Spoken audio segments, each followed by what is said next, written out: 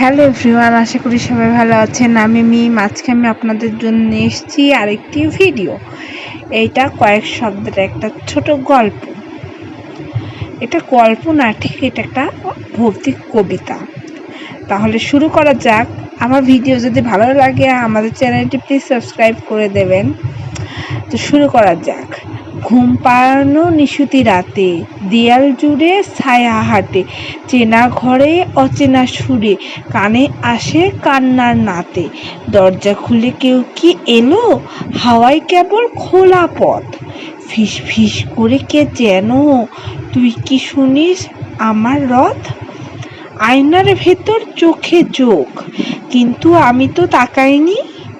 সিঁড়ির নিচে কে দাঁড়িয়ে, শব্দ আসে দেখা যায়নি। ঘড়ির কাঁটা 12 ছুঁয়েছে, জেগে আছি আমি শুধু। ছায়ার ডাকে মনটা ভাবে, আমার পিছে কে এই ভীষণ রুদ্ধ। জানি না সে কি সত্যি নাকি, তবুও ভয় পায় নিঃশব্দ ছায়া।